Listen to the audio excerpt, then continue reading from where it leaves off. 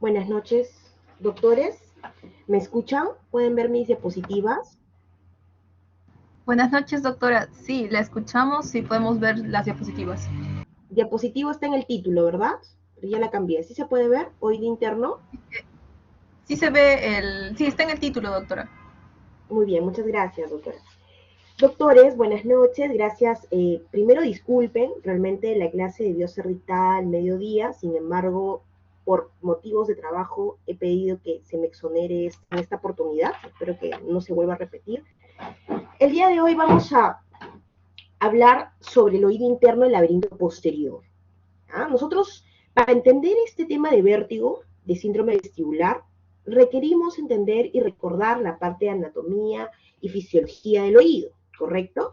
Entonces, recordemos entonces que el día de hoy vamos a hablar de la parte interna del oído interno. Pero el oído interno tiene dos funciones, ¿verdad? Una parte, que es la cóclea, que está anterior, por eso se le denomina laberinto anterior, encargado de la audición, y un laberinto posterior, ¿no es cierto?, que está conformado por el vestíbulo y estos conductos semicirculares. Esto asociado al nervio vestibular, se lo denomina laberinto posterior. Muy bien. Conductos semicirculares, vestíbulo y nervio vestibular son el laberinto posterior. Laberinto posterior que del oído interno, ¿verdad? Cuando hablamos de la función del laberinto posterior, que es el equilibrio, es una parte inicial de la vía del equilibrio. Lógicamente no termina en el nervio vestibular, esto va al cerebro, al sistema nervioso central, a hacer otras interconexiones a nivel del tronco encefálico. Pero anatómicamente llamamos sistema vestibular periférico cuando tiene relación con el oído interno. Alguna lesión o compromiso del canal semicircular, cualquiera de los tres, del vestíbulo o del nervio vestibular. Entonces, esto lo ve el otorrino. Si hay una lesión a nivel central, lo ve el neurólogo, ¿correcto? Recordar también que tenemos un laberinto óseo, un laberinto membranoso. Recuerden ustedes, chicos, el laberinto membranoso que está en morado está lleno de endolinfa y el laberinto óseo está lleno de perilinfa, ¿correcto? Bueno, esta endolinfa se produce y tiene un drenaje. La sobreproducción o la dificultad del drenaje, especialmente a este nivel, miren este conducto, cómo se conecta con el acueducto vestibular y tiene un saco endolinfático que drena hacia las subaracnoides. Entonces, cuando hay una obstrucción a este nivel, recordemos, puede haber un aumento del endolinfa, recuerden, y esto también producir enfermedad. Entre paréntesis, una hipertensión endolinfática. O sea que el oído interno también tiene sus crisis hipertensivas, pero endolinfático, cuando no hay un buen drenaje. Por eso es necesario conocer esto, ¿no? Esta parte del laberinto membranoso. También es importante recordar los conductos semicirculares. La posición es una posición extraña, pero tiene un porqué, ¿no? Tiene un porqué. Porque nos permite, primero, ¿no? Tiene un porqué porque el superior que vemos acá es perpendicular al peñasco, el posterior es paralelo al peñasco y el horizontal está echadito, ¿ya? Está echadito, o el externo. Entonces, nos permite ubicarlos, es decir, captar el movimiento de cabeza o captar la posición cefálica que tiene mi cuerpo. Por ejemplo, si me voy hacia atrás, será el posterior. Si me voy hacia adelante, de pronto será el anterior. Si me muevo la cabeza de un lado hacia el otro, como diciendo la palabra no, estaré moviendo el líquidos que se encuentra en la parte del conducto semicircular externo. Entonces, esto me permite captar el movimiento de la cabeza y llevar esa información al cerebro, ¿correcto? Es decir, mi cerebro sabe en qué posición está mi cabeza, qué movimiento cefálico está realizando. ¿Y por qué será importante esto? Bueno, es parte del equilibrio, es decir, el cerebro tiene vías aferentes y eferentes. El oído interno es parte de una vía aferente que lleva información al cerebro y nos dice cómo está la postura, la cabeza, nuestro cuerpo, cómo está frente a la tierra, a la estática, la posición de nuestro cuerpo en el espacio. y eso lo tiene la función del oído del laberinto posterior, ¿correcto? Muy bien, ya hemos visto la importancia del acueducto del vestíbulo con su conducto endolinfático y su saco endolinfático, porque si se obstruye, ya saben, puede haber una hipertensión endolinfática, importante recordar también, porque lo vamos a ver más adelante con el síndrome de Meniere. Arteria auditiva interna. Miren, la arteria auditiva interna, chicos, es una rama, ¿ya?, de la arteria de la AICA, que es la arteria cerebelosa anteroinferior. Rama, a su vez, de la arteria basilar. Entonces, si hay una obstrucción en la AICA, o hay un stroke, o hay un TIA, ¿no?, tiene ramas cocleovestibulares. Entonces, el tener un paciente con vértigo, podríamos estar dentro de un síndrome vestibular agudo por un stroke. O sea, un stroke nos puede dar vértigo, nos puede dar trastorno del equilibrio. Entonces, obviamente no es un problema de otorrino, sino de neurología, pero ustedes como médicos tienen que saber diferenciar cuándo se debe mandar el otorrino y cuándo lo tiene que manejar el neurólogo. O sea, cuándo es un síndrome vestibular periférico y cuándo es un síndrome vestibular central, ¿ya? Por esto. ¿Y por qué causa? Porque simplemente hay arterias, hay ramas que también iban a irrigar la parte cocleovestibular, hay ramas vestibulares, ¿correcto? Muy bien. Luego de haber visto un repaso anatómico, vamos a continuar hablando sobre los receptores vestibulares. Nosotros, doctores, tenemos 5 receptores vestibulares en cada oído. O sea, el laberinto posterior tiene 5 receptores. ¿Y en qué parte está, doctora? Me preguntarán. Recuerden, está primero uno, está en el utrículo. El utrículo, miren, es la vesícula más grande que está dentro del vestíbulo. El vestíbulo, ¿no es cierto? Dentro del vestíbulo hay un laberinto membranoso. Dentro del laberinto membranoso están los receptores. Entonces, el primer receptor está en el utrículo. Este se llama mácula. Y la vesícula más pequeña y más alejada de los canales semicirculares se llama sáculo. Este sáculo también tiene un receptor, que también se va a llamar mácula. Mácula. En cada conducto semicircular, llegando al vestíbulo, tiene un ensanchamiento natural, un ensanchamiento. Dentro del ensanchamiento, ¿no?, obviamente dentro del laberinto membranoso, hay unas crestas ampulares. Así se le denomina a estos receptores. ¿Y qué son los receptores? Simplemente son células ciliadas. O sea, son células, es un neuroepitelio, son células especializadas que captan el movimiento de nuestro cuerpo, en la postura y de la cabeza. ¿Por qué se divide en crestas ampulares y mácula? Por la anatomía. Miren, chicos, la mácula tiene esta disposición. Son células ciliares, sí, pero cambia un poquito. Están embebidas en una matriz gelatinosa y en la parte superior, esta parte muy importante, tenemos los cristales de carbonato de calcio. Ya son los otolitos. Estos otolitos son muy importantes de recordar. Así es la mácula. A veces, hago paréntesis nuevamente, se pueden desprender esos otolitos y viajar a otros lugares. Por ejemplo, meterse a los conductos semicirculares, donde no pueden estar. Ellos, ¿dónde están? En el utrículo o en el sáculo. O sea, no deberían de migrar, pero a veces migran, se salen de su lugar y se van a pasear a los conductos semicirculares y a molestar. Cuando sucede esto, el paciente tiene vértigo. Entonces, es una enfermedad. Recordar eso, ¿ya?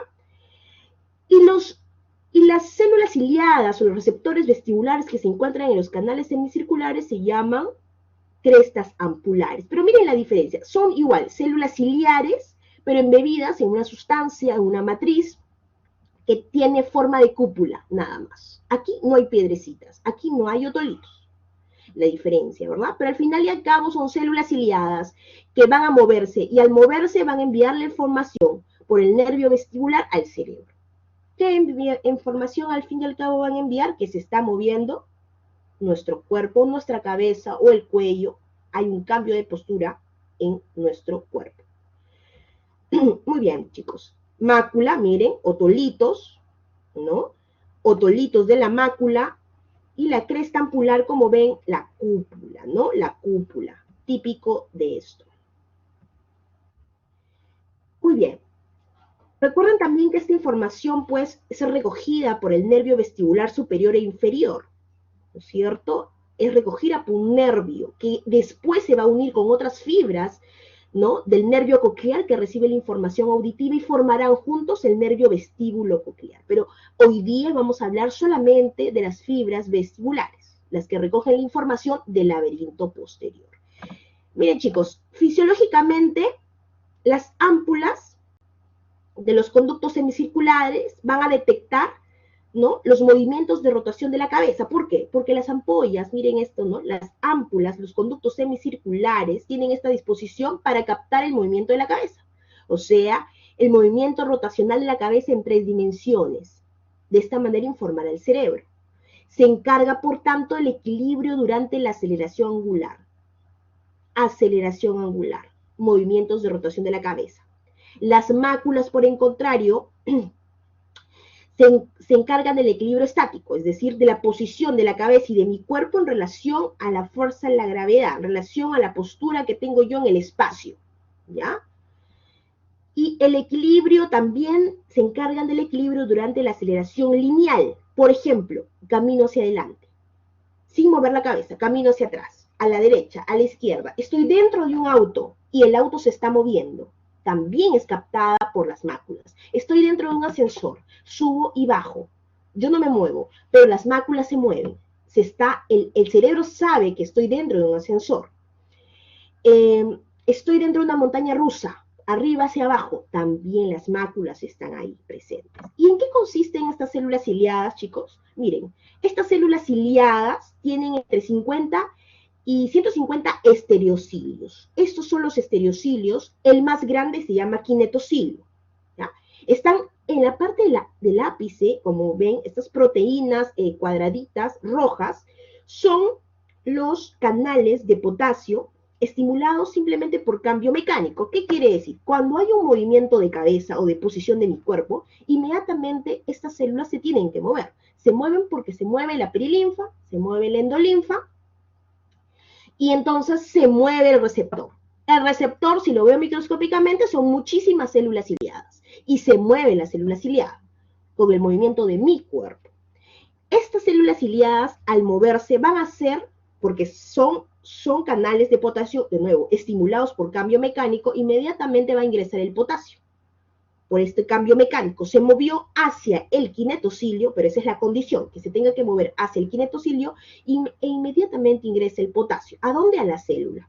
Recuerden ustedes que la endolinfa es muy parecido al componente, o tiene la concentración muy parecida intracelular, ¿no? Altamente llena de potasio, entonces por difusión simplemente ingresa el potasio, ¿no? Entonces, chicos, al ingresar el potasio, la célula se vuelve más positiva, ¿correcto? Y esto va a crear o va a alcanzar un umbral de despolarización, creará un potencial de acción receptor. Y esto permitirá que estos canales en verde de calcio, ¿no?, que son regulados por voltaje, entonces se abran. Y al abrirse ingresará entonces, mire aquí cómo ingresa el calcio. Al ingresar el calcio, este calcio va a permitir, va a ser necesario para que estas vesículas que tienen neurotransmisores como glutamato, aspartato, ¿no?, puedan ser transportados. Ayuda, ¿no? El calcio en este caso es necesario para la exocitosis controlada y salga el calcio. De esta manera sale el calcio, salen las vesículas, se mueven hasta allá, hasta el final, ¿no? Y hay una comunicación del neurotransmisión, ¿no?, que va a estimular a la neurona de primer orden vestibular, que en este caso son las dendritas del nervio vestibular. Y ahí va a llevar la información. Pero, ¿qué sucede cuando en vez de las células ciliadas moverse hacia el kinetocilio, se mueven hacia el lado contrario? Hay un proceso de hiperpolarización. Y no se logra, no hay este estímulo eléctrico, ¿correcto? No hay, simplemente no hay despolarización, no lleva información, no llegan a informar a la célula nada. Muy bien. Canales semicirculares nuevamente, miren cómo están las células ciliadas, muevo la cabeza porque se encarga del equilibrio en aceleración angular y miren cómo inmediatamente la cúpula del canal semicircular se mueve y por tanto se mueven también los cilios. Recuerden también que los canales semicirculares tienen esta disposición porque están específicamente creadas para poder captar el movimiento cefálico en estas tres dimensiones, en estos tres planos, sagital, frontal y horizontal, ¿correcto?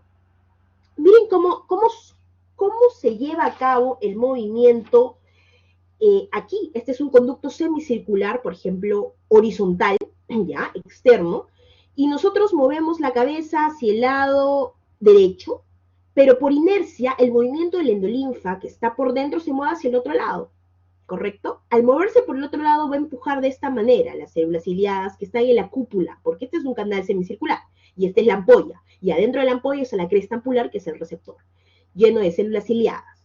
Entonces, habrá excitación, habrá despolarización cuando las células ciliadas se muevan hacia el kinetocilio, pero si se mueven hacia el lado contrario del kinetocilio, habrá una inhibición. Y vamos a ver con mayor exactitud esto. Miren, chicos, es una paciente, la estoy viendo de cabeza, o sea, por delante de mí. Esta es la nariz de mi paciente, este es el oído izquierdo de mi paciente, oído derecho, canal horizontal o externo, y aquí estoy viendo la cúpula, ¿verdad?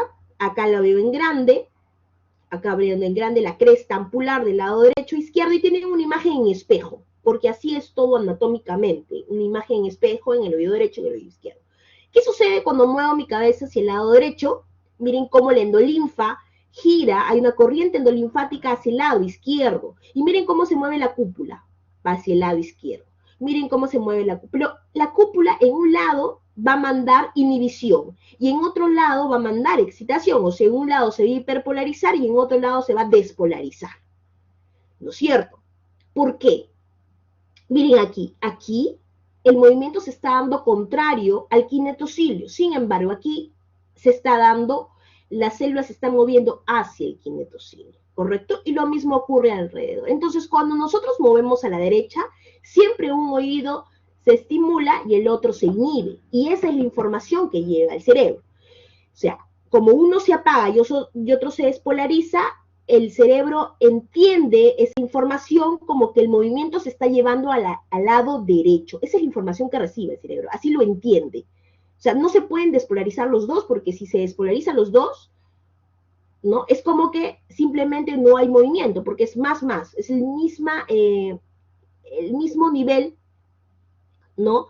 De despolarización. Entonces, uno tiene que ser mayor que otro, ¿verdad? Uno tiene que ser uno tiene que ser un estímulo de excitación y el otro de inhibición. Tiene que haber una diferencia para que el cerebro capte que existe movimiento.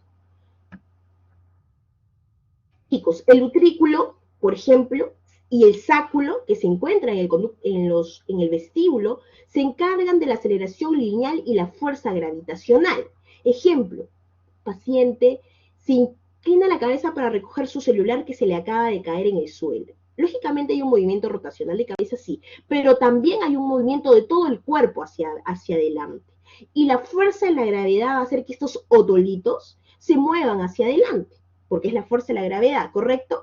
Entonces, la fuerza de la gravedad al mover los otolitos hacia adelante va a hacer que las células ciliadas también, o sea, que las sustancias gelatinosas se muevan hacia adelante, que las células ciliadas se muevan hacia adelante. Al moverse las células ciliadas va a llevar una información al cerebro de qué posición se encuentra, ¿correcto? Recordar esto, el utrículo, miren el utrículo y miren la posición más horizontal, y el sáculo, una posición más vertical. El utrículo nos permite quizás ver más o dedicarse más al aspecto de la aceleración horizontal, por ejemplo, a enviar señales de movimiento de la aceleración horizontal. Paciente va a la derecha, a la izquierda, hacia adelante, hacia atrás. Pero el sáculo, por esta posición que está en nuestra cabecita, por ser vertical, más se encarga de la aceleración, valga la redundancia, tipo vertical. Por ejemplo, estoy dentro de un ascensor, hacia arriba, hacia abajo. ¿Quién capta? ¿Quién se mueve? Se mueven las células ciliadas del sáculo, ¿correcto? Si estoy, por ejemplo, dentro de un auto, ¿quién se mueve?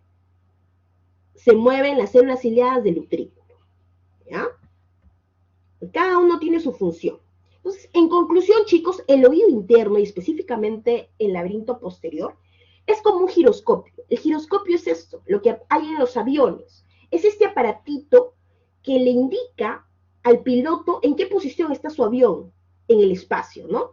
Porque a veces no se ubica, por imagínense, hay un montón de nubes en el espacio, no ve la Tierra, pero el giroscopio permite eso, permite ubicarnos y permite decirle al piloto, estoy doblando hacia la derecha, estoy girando hacia la izquierda, cómo estoy en el espacio, ¿no? En relación al espacio. Es lo mismo que hace el oído interno. Y esta información se la manda al cerebro.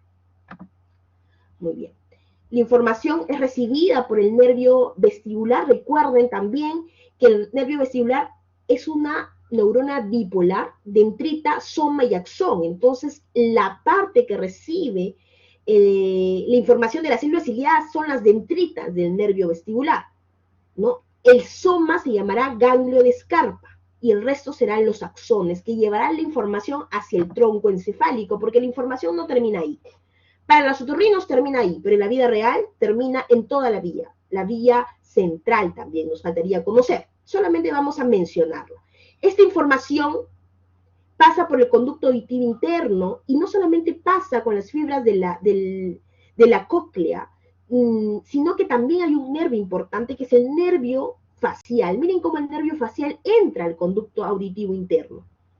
¿Ya? ¿Por qué les digo esto, chicos? ¿Por qué? Porque a veces hay tumores aquí que crecen en el CAI, el conducto auditivo interno, o acá, porque aquí dan una vuelta y entran por el ángulo punto cerebroso al tronco encefálico, y a veces crecen tumores aquí en el ángulo punto cerebroso, y aplastan, y dan lesiones auditivas, dan lesiones del equilibrio, pero también dan lesiones del nervio facial. Entonces, tener lesiones del nervio facial quizás para nosotros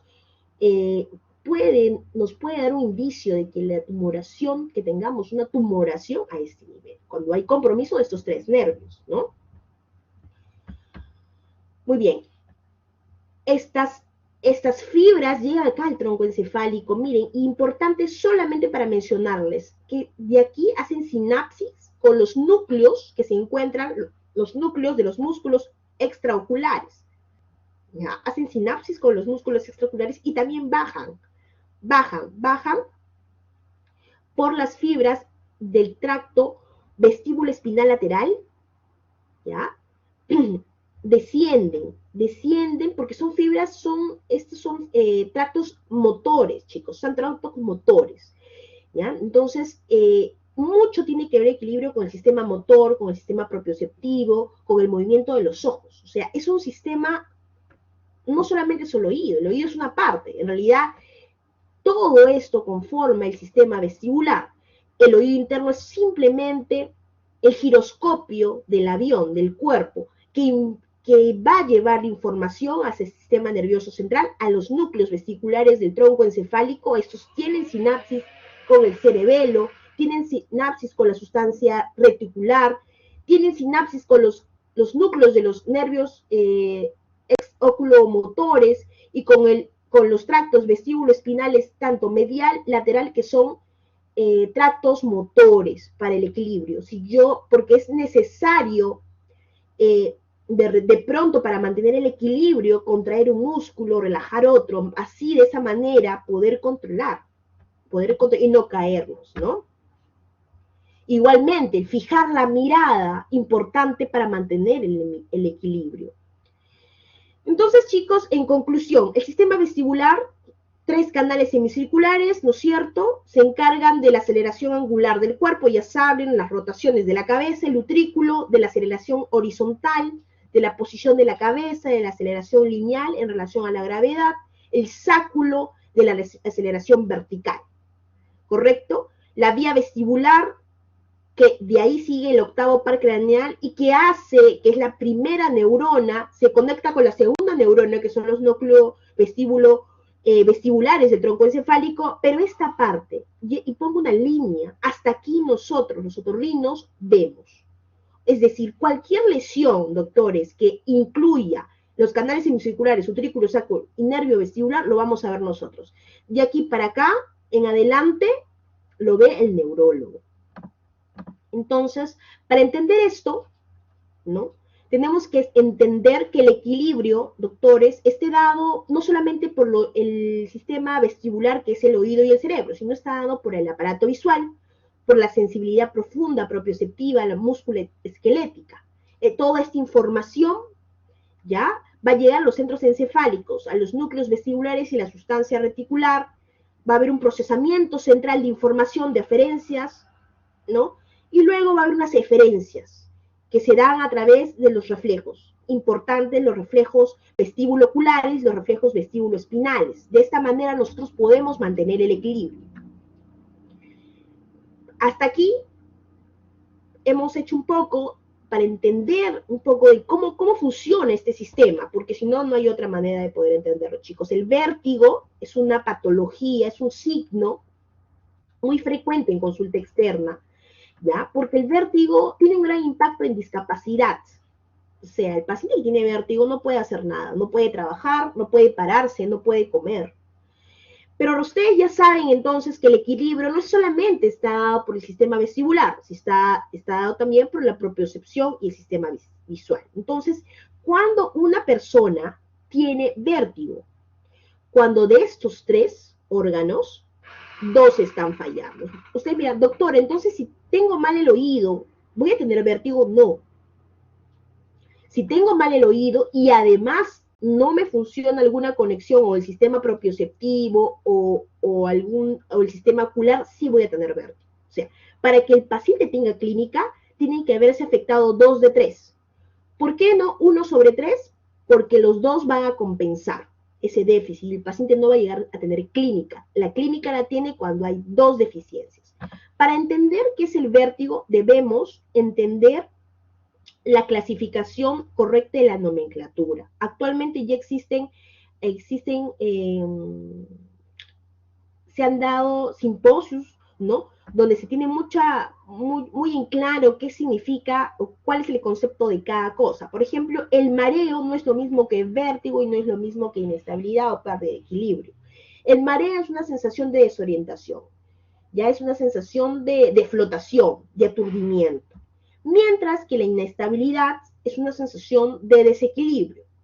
Es, por ejemplo, puedo estar sentado, puedo estar caminando y siento que mi cuerpo se va hacia un lado, hacia el otro. No lo puedo manejar muy bien.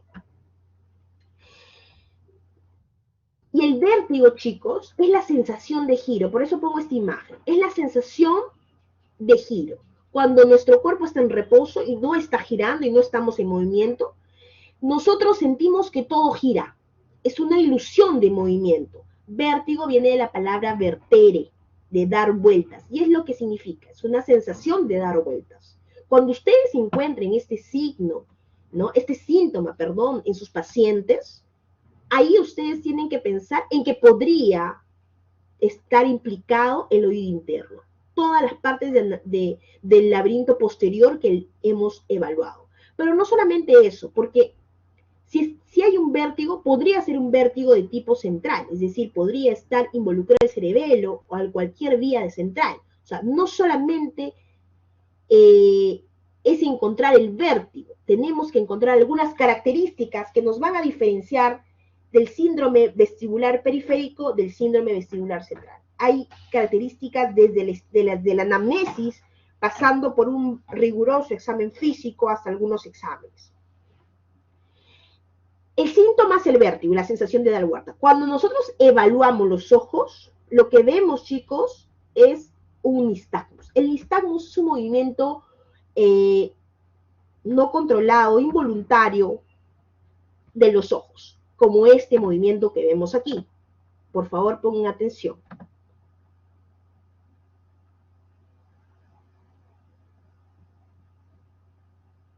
Miren cómo se mueve el ojito, ¿ven? ¿Hacia dónde bate el ojito? ¿Hacia la derecha o hacia la izquierda? ¿Hacia dónde bate?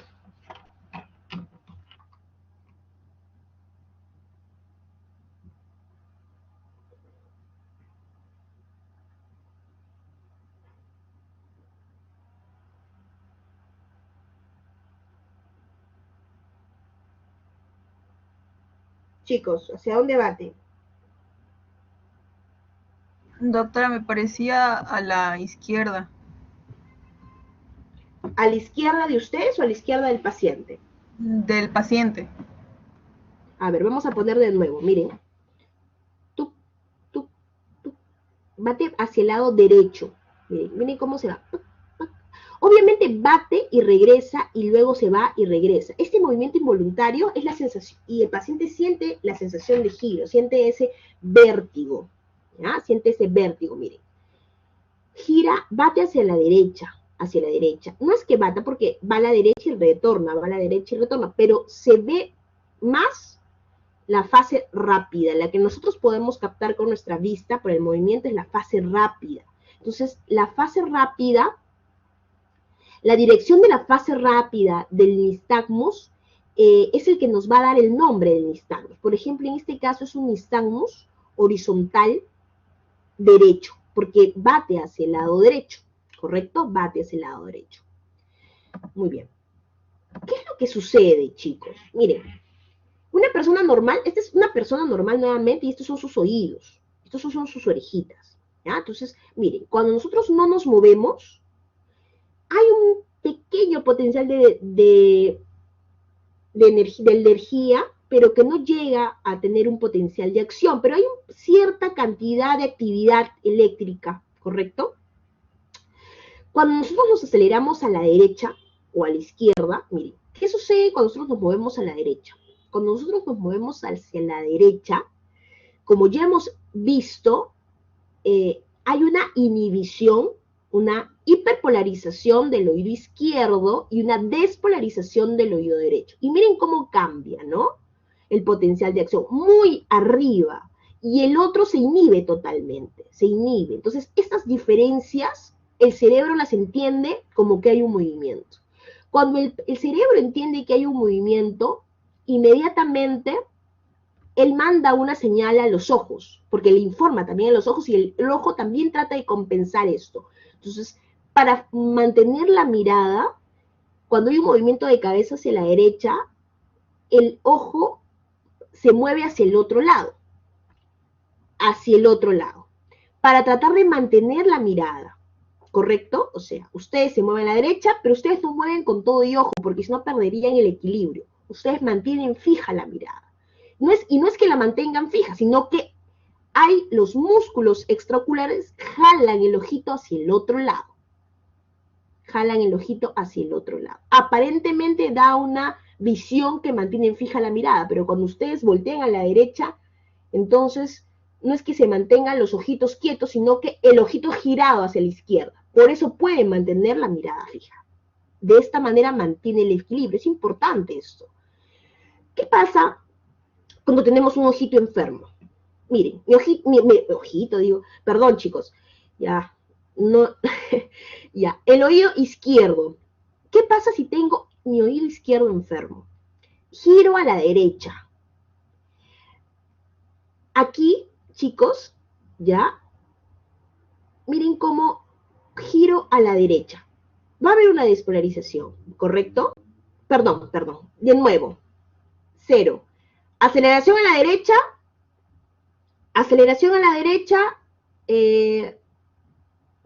giro a la derecha, aquí hay una despolarización y acá hay una inhibición, ¿correcto? Una hiperpolarización, hay una diferencia de potenciales y esto el cerebro lo interpreta como movimiento cefálico. El cerebro manda la señal a los ojos para que estos roten hacia la izquierda, para que fijen la mirada, para que no rote la cabeza con los ojos. Si ustedes rotan la cabeza con los ojos, ustedes van a perder el equilibrio y se van a marear. Siempre cuando ustedes rotan la cabeza, primero rota la cabeza, la mirada se queda fija y luego rotan los ojos. Esa es la forma correcta. Pero son movimientos involuntarios, porque son reflejos aprendidos, ¿ya? No lo piensan, es así como funciona. Pero ¿qué pasa cuando yo tengo un oído, chicos, enfermo? Aquí, cuando tengo un oído enfermo, por tanto, va a haber una paresia, no va a haber ningún tipo de estimulación, ¿no? Ni inhibitorio, ni basal, 0, porque está enfermo el oído. Pero lo normal en un paciente va a tener un pequeño, ¿se acuerdan que les decía un pequeño potencial de acción durante el reposo? Durante el reposo, es pequeño. Entonces, el paciente sigue en reposo, no se mueve, pero su oído está lesionado. Entonces, el cerebro interpreta esto, o sea, mal interpreta porque no lo interpreta correctamente como debería, sino que para el cerebro esto lo interpreta como que el paciente se estuviera moviendo a la derecha cuando está en reposo. ¿Eh? El paciente aquí está en reposo, como acá, pero este es un oído sano y este es un oído enfermo.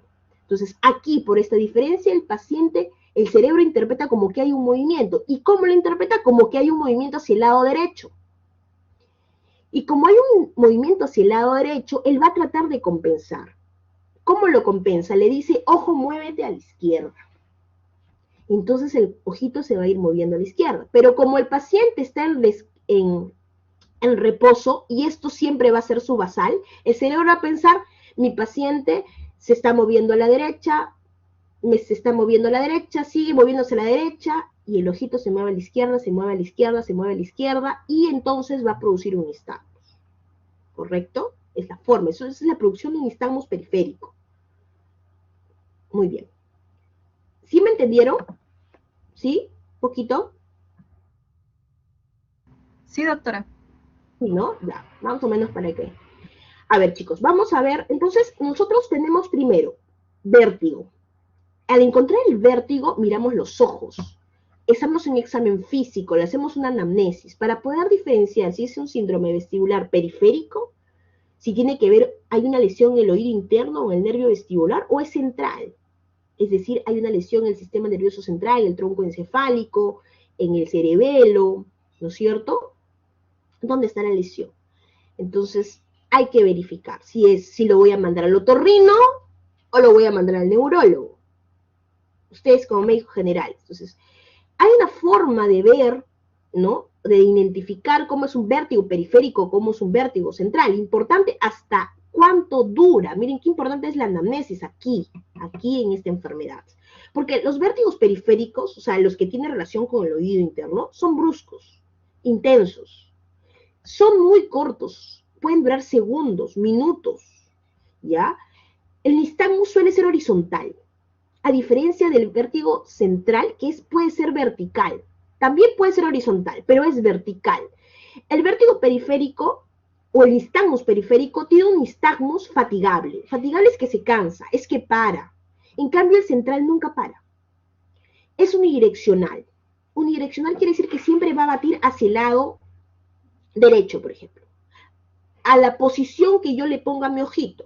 Cualquiera sea la posición que yo coloque al ojito, si le digo mire arriba, mire abajo, a la derecha, a la izquierda, siempre va a batir hacia el lado derecho, por ejemplo. No va a cambiar. Si, por ejemplo, es multidireccional, primero bate arriba, abajo, luego a la derecha, luego izquierda, luego oblicuo, ahí tengo que pensar que puede ser un central. ¿Ya? El periférico se asocia con síndrome o síntomas audiológicos, hipoacusia, tinnitus, porque puede estar comprometido también otras partes del oído interno, como el laberinto anterior, ¿no es cierto? Pero no se acompaña de síntomas o signos neurológicos, como sí se acompaña el central. Pérdida de conocimiento, cefaleas, un tumor, por ejemplo, Babinski positivo, compromiso de otros pares craneales, del quinto, etcétera, ¿no? Porque puede estar, por ejemplo, en el tronco encefálico. Entonces compromete muchos pares craneales. Un tumor, por ejemplo, ¿no? Un tumor. Síntomas neurovegetativos, importante. Cuando el paciente tenga náuseas y vómitos, que sea súper severo, tiene nistagmus y tiene náuseas y vómitos, no se asusten, porque puede ser periférico, es periférico, ¿ya? El central no tiene náuseas y vómitos. Usualmente suelen compensarlo muy bien, y a veces no tienen ni nistagmus, no tienen ni vértigo, sino que tienen un trastorno del equilibrio. Van más para el desequilibrio, la pérdida, ¿no?, de estabilidad, que para un vértigo. El vértigo puede ser central o periférico, pero si es vértigo, si es desequilibrio, es central. No es periférico. Un mareo no es periférico. Un mareo no es vértigo periférico. un desequilibrio, una pérdida de estabilidad, no es vértigo periférico. Esto va para central, ¿correcto?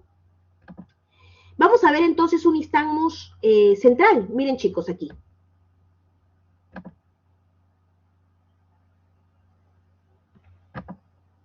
Miren cómo se mueven los ojos. Miren cómo se mueven los ojos. Miren cómo se mueve primero así, luego desordenadamente, arriba abajo, oblicuos. Son multidireccionales, no se cansan. Miren cómo se mueve este ojito, ¿no? Miren esta verticalidad. Miren esta verticalidad, ¿no? Y totalmente desordenado, ¿no? Un ojito por otro. Miren este nistagmus vertical, miren. Miren este nistagmus. Esto es central. Esto es central. Miren este ojito, solo este ojito, cómo se mueve arriba abajo. ¿Ven? Es un nistagmus central, dentro de un síndrome vestibular central, ¿correcto? Miren este, en cambio, este de aquí, periférico. Miren cómo se mueve horizontal, ¿no? Miren cómo se mueve horizontalmente y bate hacia la izquierda. Miren cómo bate hacia la izquierda, ¿no? La fase rápida se va a la izquierda.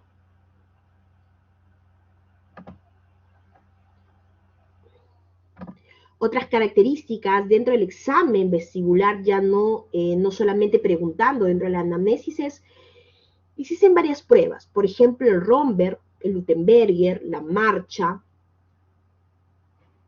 ¿no? El nistagmus espontáneo. ¿Cómo es el nistagmus espontáneo? Es unidireccional, transitorio, con latencia, disminuye con la fijación visual. Es importante, porque el central no es así, es multivariable, persistente, sin latencia y no disminuye con la fijación visual, ¿no? Las características del nistagmus periférico es horizonte rotatorio, horizontal, y es importante, cuando nosotros vamos sospechando que es un periférico, ya sea por la anamnesis, por el examen clínico, ¿no es cierto? Y pensamos y decimos, este paciente encaja en un periférico, tenemos que saber algo, que la lesión probablemente está al otro lado. La lesión probablemente está al otro lado. ¿Se acuerdan cuando veíamos este ejemplo de aquí? ¿No es cierto? Por ejemplo, el...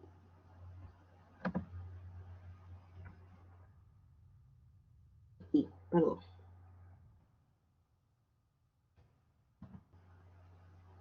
El paciente se bate el ojito hacia el lado izquierdo, probablemente la lesión es en el lado derecho, ¿ya? Probablemente la lesión es en el lado derecho. Pero cuando es un central y bate hacia la derecha, probablemente la lesión está en el lado derecho, ¿ya? Probablemente la lesión está en el lado derecho. O sea, la lesión está en el lado derecho si es un central. Y si bate, obviamente, horizontal, ¿no? Porque si bate vertical no va a estar. Pero si bate horizontal y sabemos que es un central, la lesión está hacia donde bate el ojito. Muy bien.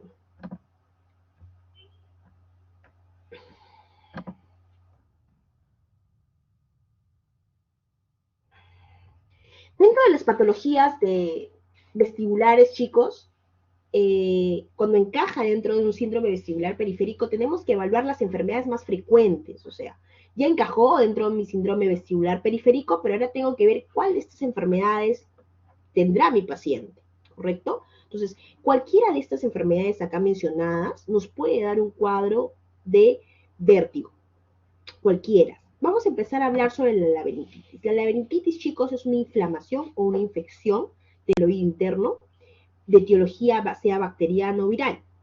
Es una erosión de la cápsula ósea laberíntica, ¿ya? Por ejemplo, puede estar dada por una otitis media crónica colesteatomatosa, ¿no? Recuerden que el colesteatoma es un pseudotumor que tiene un poder osteolítico y que destruye las estructuras óseas que están a su alrededor. Puede causar una erosión a nivel del conducto semicircular externo, que es lo que está más cerca a la caja timpánica. Y al perforarlo, al erosionarlo, va a salir líquidos, ¿no? Líquido. Y esto va a causar un desequilibrio dentro del oído y va a causar un vértigo. Un vértigo. Asimismo, el hecho de tener, por ejemplo, una otitis viral, ya no una otitis media colesteatomatosa, sino una otitis viral, por ejemplo, vesículas herpéticas, O podemos tener también afectación del oído interno, es decir, la infección, ¿no? La infección del oído, ya sea oído externo, oído medio, puede también llegar al oído interno, y si llega a infectarse por un virus o una bacteria, puede dar vértigo.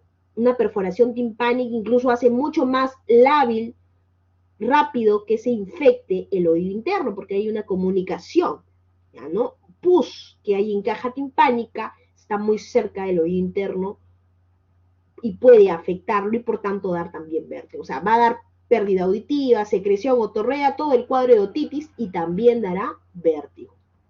La exploración, bueno, el signo de la fístula que aparece cuando hay una fístula, ¿no? Que consiste en de un nistagmus, ¿no? La aparición de un nistagmus al insuflar el aire en el oído con una perilla de Pulitzer. También cuando hacemos una timpanometría, inmediatamente el paciente tiene vértigo, o también cuando le pedimos al paciente que haga la maniobra de Valsalva, le decimos al paciente que puje, le pedimos que haga la maniobra de Valsalva y el paciente siente vértigo. Entonces, esos son signos de la fístula. Cuando encontramos esto, podemos pensar que hay una erosión a nivel de un canal semicircular. Se le está saliendo, ahí hay un agujero en el canal semicircular por donde está escapando líquido, ¿no? El linfático. Acumetría y audiometrías, bueno, si hay una infección que aqueja el oído externo, el oído medio, definitivamente va a haber una hipoacusia conductiva. Pero si esta infección llega al oído interno, y no solamente al laberinto posterior, sino al laberinto anterior, o sea, infecta la cóclea, podemos tener hipoacusias neurosensoriales o mixtas, ¿no? Una tomografía es lo ideal para poder ver cómo está el oído por dentro, las células mastoideas, cómo está en la cóclea. También nos permite ver fístulas del conducto semicircular, etc. O dehiscencias también. Y si hay colesteatomas o no, también. La tomografía es muy importante. Y el tratamiento en este caso, por ser una infección o una inflamación, será antibióticos, ¿no es cierto? Es simplemente el tratamiento de la infección desencadenante.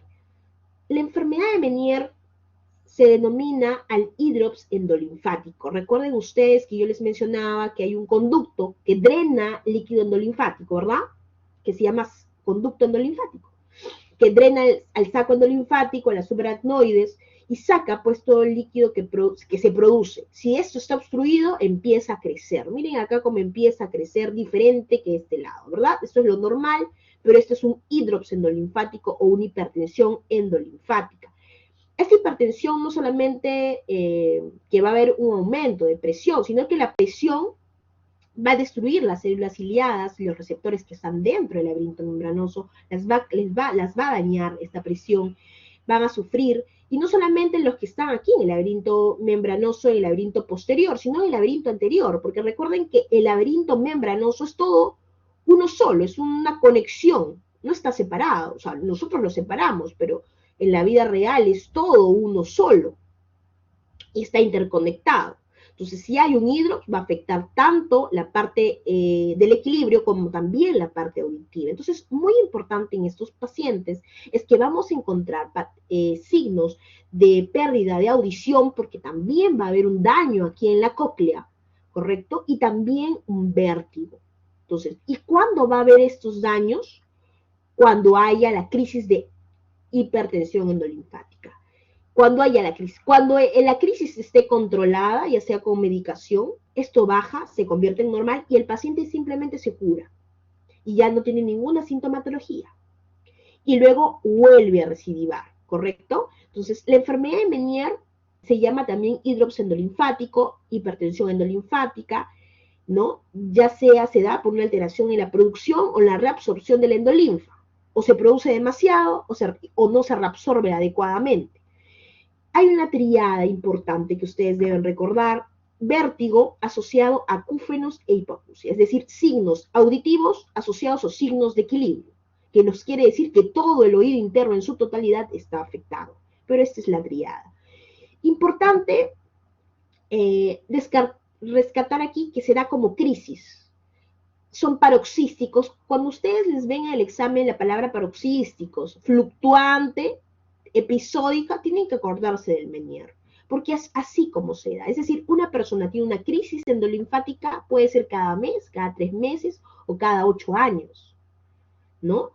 Mientras dure la crisis, el paciente va a tener los síntomas. Pasa la crisis y se cura, el paciente está tranquilo, ¿ya? Hay que diferenciar, chicos, el síndrome de Meniere con la enfermedad de Meniere. El síndrome de Meniere es simplemente un paciente que llega con esta patología, con estos síntomas. Pero decir enfermedad de Meniere es algo mucho más complejo. Por ejemplo, el consenso de la Sociedad de Varani, que es una sociedad, en el 2014 existió un consenso de la Sociedad de Varani. La Sociedad de Varani es una sociedad en otoneurología muy importante, ¿ya? Es la sociedad más importante. Y ellos hicieron o dijeron y definieron la enfermedad de Meniere definitiva como con unos criterios. Y para decir enfermedad tenían que cumplir estos criterios. O sea, tú no puedes decir, este tiene enfermedad de Meniere. No, si un paciente viene con vértigo, tiene que decirle que es un síndrome de Meniere. Enfermedad de Meniere será cuando cumple lo siguiente. Primero, 2 o más episodios de vértigo, con una duración de 20 minutos a 12 horas, el episodio, la crisis de vértigo, que esté asociado a pérdida auditiva, ¿no? A una hipoacusia neurosensorial de frecuencias graves que tiene que estar documentada en una audiometría del oído afectado, porque usualmente esta enfermedad de Meniere, este hidrops da en un oído. Tienen que haber síntomas auditivos fluctuantes, por ejemplo, tinnitus, acúfenos, plenitud óptica, ¿no? Sensación de oído tapado, ¿no? Tienen que tener esos síntomas auditivos, no solamente el vértigo, sino estar asociado con esos síntomas auditivos fluctuantes. Fluctuantes porque van y vienen, es decir, cuando tiene la crisis están y luego desaparecen. Y luego regresan cuando hay la crisis y luego se cura y desaparece. Y puede volver o dentro de 3 meses cuando tenga la crisis nuevamente o dentro de 2, 3 años. Y lo más importante, para definir una enfermedad de Meniere, otras causas deben estar excluidas. O sea, debemos descartar cualquier otra patología. Si cumplen esos criterios estrictos, lo denominaremos enfermedad de Meniere. Si no, lo denominaremos un síndrome de Meniere. Muy bien, chicos. Les dejo esto para que lean con más tranquilidad. El tratamiento básicamente es la betaistina asociado a diuréticos, ¿ya? En casos muy extremos que no sean con eso, se puede hacer un drenaje del saco endolinfático, ¿no? Otra enfermedad importante y la más frecuente es el vértigo periférico o vértigo posicional paroxístico benigno, también denominado BPPB, porque así le pueden preguntar en el examen, BPPB, en las iniciales. ¿Ya? ¿En qué consiste esta enfermedad? Bueno, consiste en que los otolitos, ¿se acuerdan que yo les decía que la mácula del utrículo y del sáculo, exactamente en este caso es solamente el utrículo? La mácula y el utrículo tienen unos otolitos, ¿correcto? Muy bien. Esos otolitos se salen de su lugar.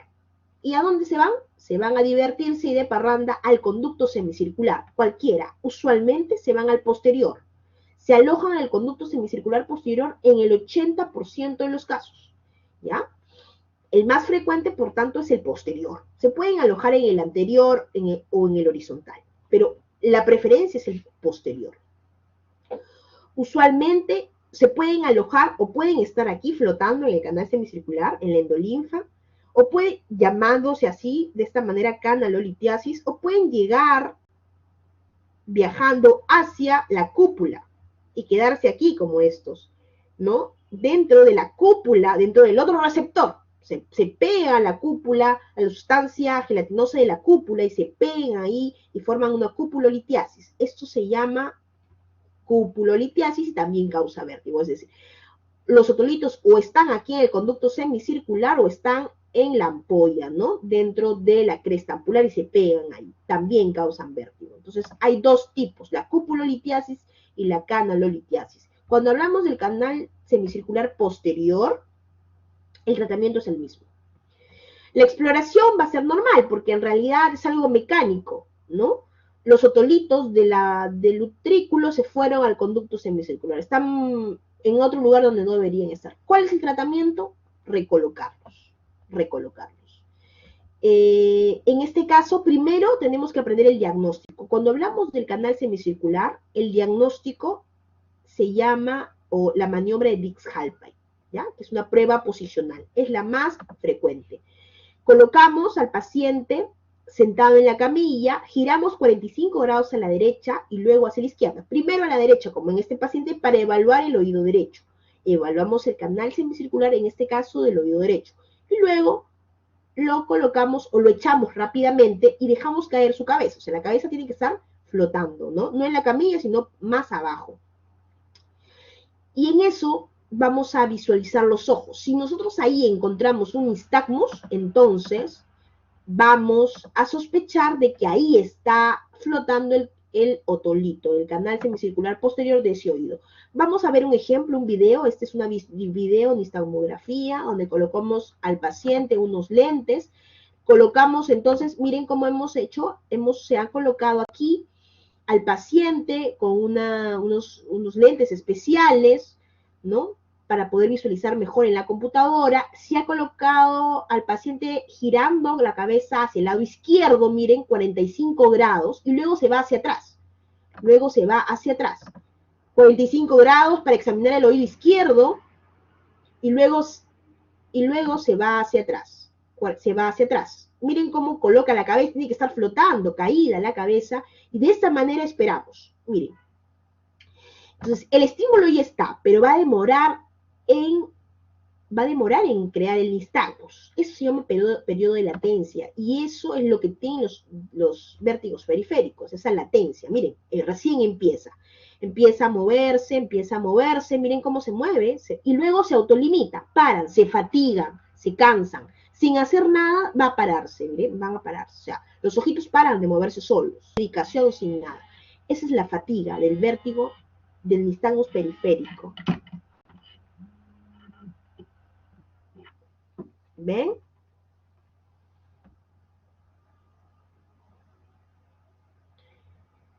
Muy bien, vamos a ver este examen también nuevamente para ver la maniobra de Dix-Hallpike.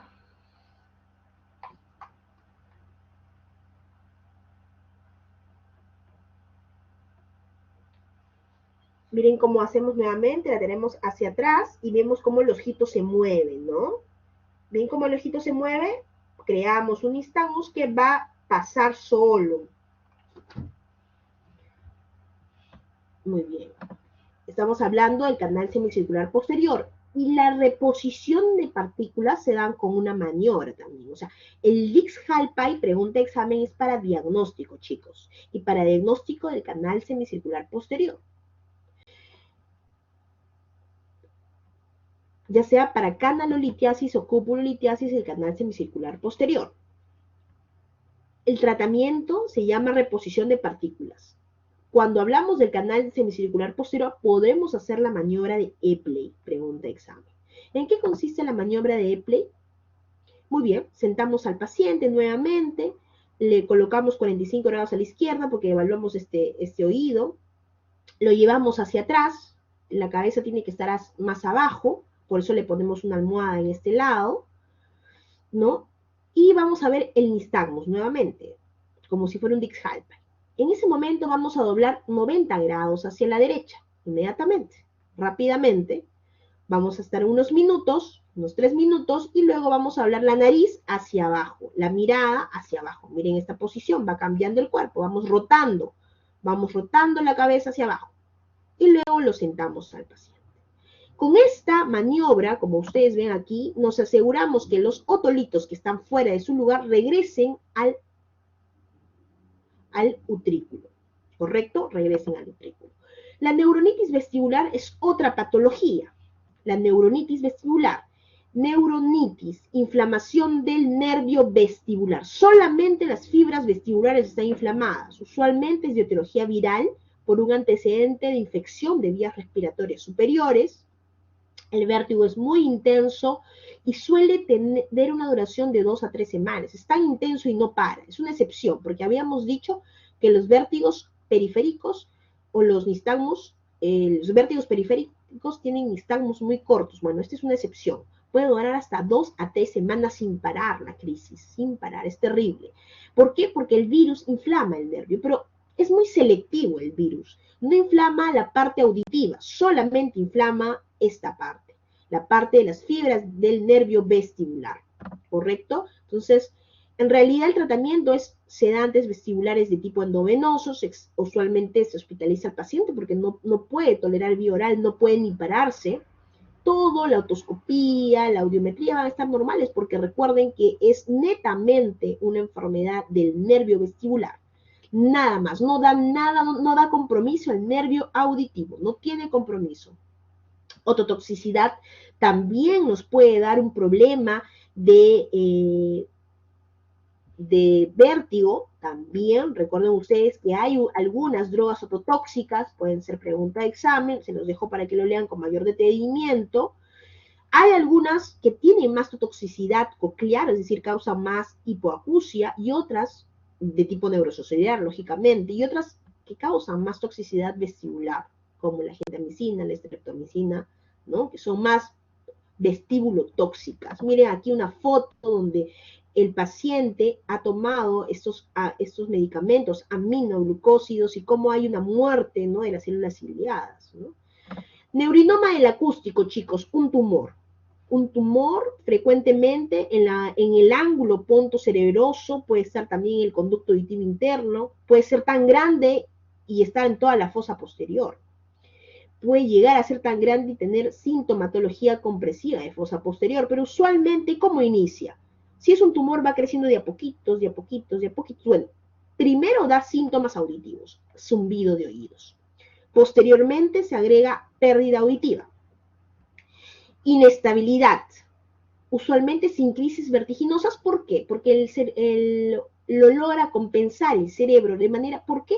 Porque en este caso crece tan despacito el tumor que le da tiempo al cerebro, al sistema nervioso central, compensar, y ya no da, al no ser tan brusco el daño, sino de a poquitos, entonces la sintomatología de equilibrio no es tan severa, no hay un nistagmus, ¿no?, sino que hay una inestabilidad, más que crisis vertiginosas, ¿no? Usualmente son unilaterales, como vemos aquí, el 90% se encuentran aquí, miren, el ángulo pontocerebeloso, aquí. ¿Y qué hay aquí? Recuerden que estaban, ¿no?, saliendo las fibras. Recuerden que yo les decía anatómicamente que por aquí pasa el conducto auditivo interno, ingresa al cerebro, al ángulo pontocerebeloso, para ingresar las fibras al tronco encefálico, ¿verdad? Bueno, el neurinoma del acústico es un schwannoma, ¿no? Recuerden las células de Schwann, que son células, parte de las células de la cobertura de los nervios. Y estas células de Schwann pueden hiperplasiarse, pueden crecer, pueden tener una neoplasia y por tanto comprimir, ¿no?, comprimir las fibras que están por dentro del nervio. Y comprime las fibras auditivas, por eso tiene tinnitus, hipoacusias de tipo neurosensoriales, comprimen las células del nervio vestibular, por eso da trastornos de equilibrio, pero también está comprimiendo las células del nervio facial, que está muy pegadito, porque por el conducto auditivo interno también pasa el nervio facial. Es por eso que les mencionaba anteriormente, ¿no?, la anatomía. Entonces va a dar también un poco de compromiso del nervio facial y usualmente pues dará una hiperestesia o hipoestesia en la zona de Ramsay-Hunt, la zona de Ramsay que ustedes ya conocen, ¿no es cierto? También, ¿no?, por ejemplo, una sensación de hormigueo del conducto auditivo externo, que también es parte ¿no?, de la zona de Ramsay-Hunt. La parte posterior, la pared posterior. A esto se le denomina un signo de Hitzelberger, cuando hay una hiperestesia o una hiperestesia o hipoestesia de la zona de Ramsay-Hunt, que nos tiene que decir que algo está pasando, ¿no?, dentro de esa zona. Si tenemos compromiso de estos tres nervios, hay que pensar que podría ser un neurinoma del acústico. El diagnóstico, bueno, hay que hacerle todas estas pruebas, pero la más importante y es pregunta examen es la resonancia magnética, chicos. La tomografía, a veces, cuando tenemos estos tumores del neurinoma del acústico, por ejemplo aquí, ¿no?, son muy chiquititas, usualmente no se ven en la tomografía, pero en la resonancia magnética con gadolinio sí suelen verse. Así chiquititas suelen diagnosticarse. A veces se hace la tomografía, hay un tumor, pero es tan pequeñito que no se capta y pensamos que no hay nada. Pero la resonancia tiene capacidad de captar tumores mucho más pequeños. El tratamiento es quirúrgico, lo hacemos nosotros. En nuestro caso, en el hospital lo hace el neurocirujano. Muy bien, chicos, ¿hasta aquí alguna pregunta? Les voy a dejar algunas preguntas para que repasen. ¿Ya? Lean todo lo que es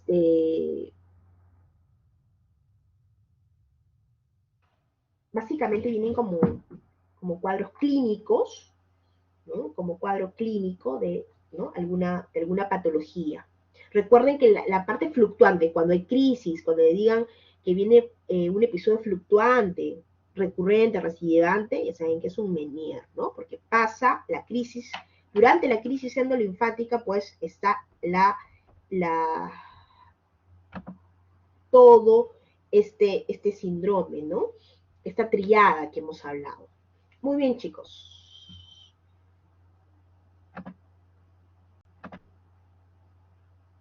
¿Hasta aquí alguna pregunta?